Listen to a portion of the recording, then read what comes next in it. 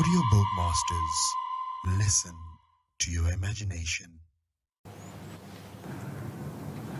Now let me tell you another story, and I will cut it as short as possible. There was once a young woman in the land of the Venda people. Her name was Nevhulana, which means little rain or rain shower. Nevhulana was a widow, and her nasty-tempered mother-in-law repeatedly accused Nevhulana of having brought about the death of her husband, the old woman's son, through witchcraft. So, very soon, Nevhulana found herself an outcast in her village.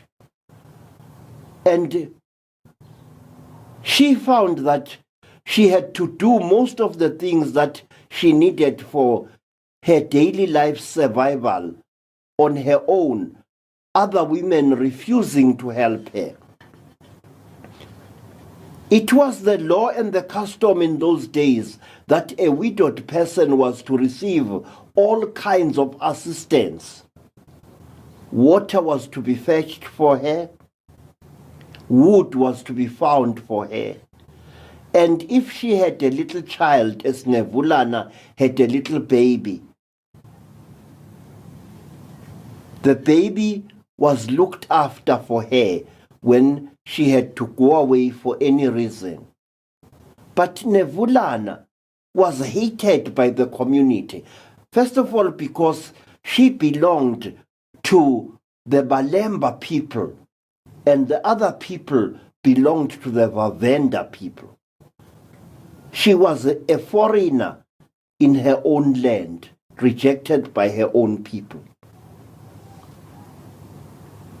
One day we see Nevhulana walking through the bush all on her own, carrying her baby boy strapped to her back in the African fashion.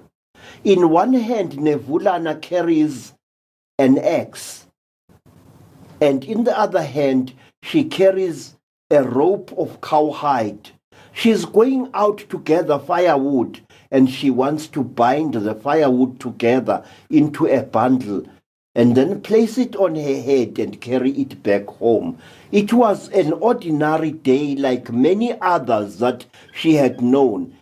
A gentle day, a breezy day, an early spring day. The bush was green and smiling. The grass was tall, and animals were grazing all over the landscape amongst the trees. The smell of undestroyed Africa was all around. The birds were singing. The butterflies were fluttering amongst the wildflowers. We see Nevhulana, a short, powerful little woman with a round face, as beautiful as the moon. Her head is shaven because she is a widow. She wears no ornaments on her arms and around her neck and on her legs. She just wears a string skirt through which her powerful thighs reveal themselves again and again as she moves through the bush. Her eyes are large, alert, the eyes of a laughter-loving woman, and there is something enticing about the shape of her rather full lips. Balobedu women are known throughout the land of the Vendas for the great beauty of their faces and figures, and Nevhulana was no exception. In the far distance, Nevhulana saw an old tree, a dry hardwood tree which was slowly dying. She wanted to climb up that tree, chop down some of its branches, and tie them together for firewood and take them home. So she saw a rock under a green thorn tree, and she removed her baby from her back and spreading the tarry, baby-carrying skin on top of the rock, she laid her little fat son to sleep upon the flat rock. And then she strode away towards the old dry tree. And very soon she was about to swim after it like a little ape to cut down the branches when a puff adder was in front of her. Its terrible hissing, sending a sound of menace over a wide area. But Nevhulana was a true daughter of Africa. She was not frightened of a snake like a puff adder, deadly though this snake is. In her hands, she held her dead husband's battle axe. And with this weapon, she made short work of the puff adder. With one skillful throw, she struck the snake just behind the head, completely decapitating the reptile. And then, without wasting another glance upon the dying monstrosity, she was up the tree and she was hard at work chopping down branches from the dead tree. And then, when she found that she had enough wood, she climbed down the tree and started forming it into a bundle, a long bundle, which she soon put upon her head with a coil of plaited grass as a cushion. We see her coming back from the old tree, moving like a goddess through the long grass. We hear the swish of the grass and the song of the birds all around her. She moves. We see the sweat upon her face and upon her breasts. We see the glimmer of sweat upon her shoulders. She walks through the long grass towards her baby. And then, "Aye, what is this?" The cry is wrung from her lips, and she throws down the bundle of wood, and she stares at a strange spectacle that is taking place under the green thorn tree where she had left her baby.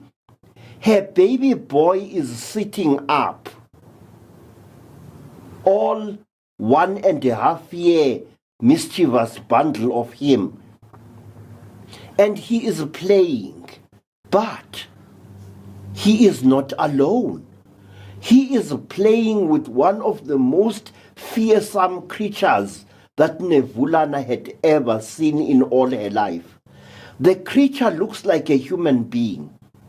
It has a bluish-gray skin. Its head is round like an egg, and its eyes are unbelievable. They are large and round, like clay cups out of which old men drink marula beer. They have large split pupils like those of a cat. The creature has got no nose practically. Its mouth is nothing but a little slit above a pointed chin. The creature has got a thin neck and long, thin limbs. It is covered from head up to neck in a material that gleams in the sunlight. And it is wearing footwear of some kind. And it is playing with the little Venda baby. These two very dissimilar creatures are playing with a number of bright stones upon the flat rock. And they are as happy as two fishes in the Zambezi River. Nevhulana screams with shock. She dashes forward to snatch her baby away from this little demon that she sees sitting on a pointy backside facing her child. She must get her child away from that thing. And as she moves forward, a hand restrains her. A long, bony hand, bluish-gray in color, with claw-like nails. A hand whose skin gleams like that of a reptile of some kind. A hand covered with tiny, tiny scales like a little fish. A hand whose fingers have more joints than those of normal human beings. Nevhulana nearly fainted when this long alien hand was placed upon her shoulders. But she was a true Balobedu woman. She overcame her fear and spun around to face a tall creature, certainly a female, with a huge head like that of a large clay pot, smooth and hairless, large round eyes, bright yellow with split pupils, stared at Nevhulana. A mere mockery of a nose with tiny nostrils, a slit of a mouth in which the Venda woman could read no expression. "Who are you?" cried Nevhulana. "What are you? Let go of me." A voice spoke in Nevhulana's mind. The voice said,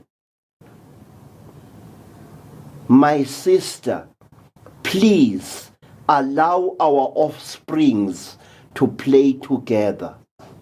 I know that you creatures of this world are dominated by fear, but see, your baby and my baby do not fear each other.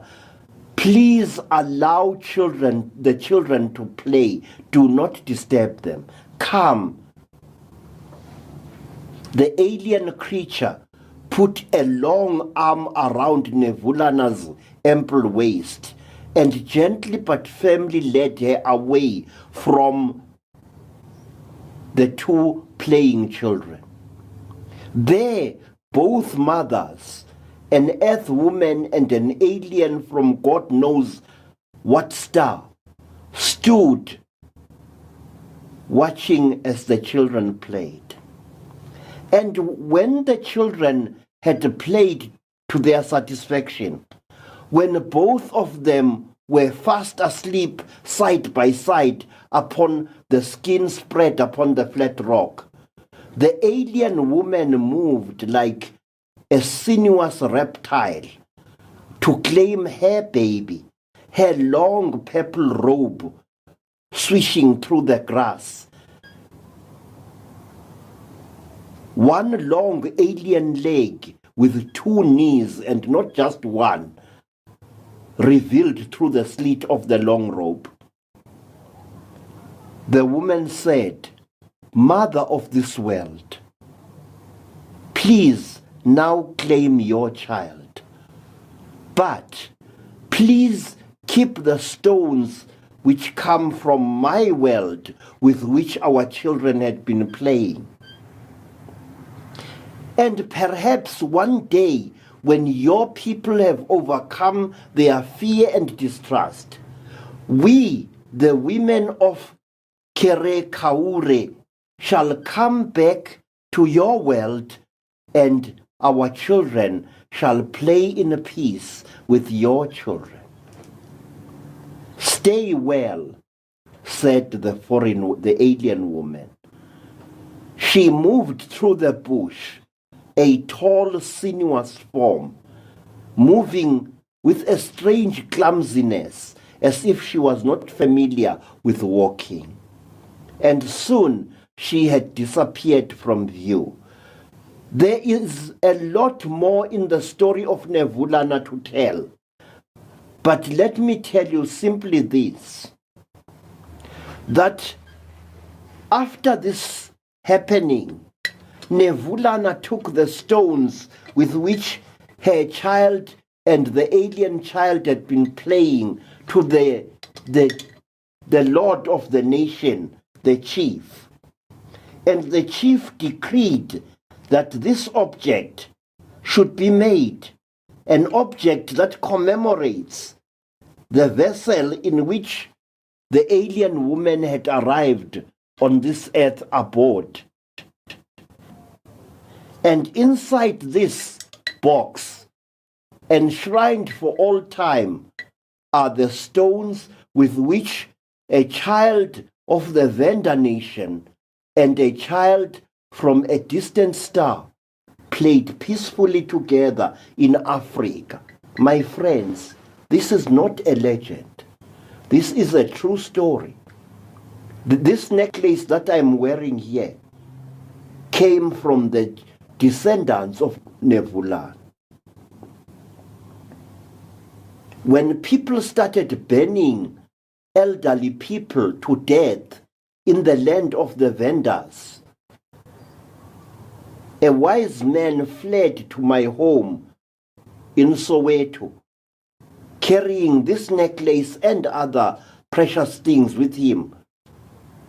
And he gave me custody of this necklace, saying that if I died without leaving a successor, then this necklace, the necklace of 1,000,000 years, the necklace of 1,000 mysteries, must be buried below my corpse, so that no one will dig it out except the gods from the stars to whom it is dedicated. Thank you.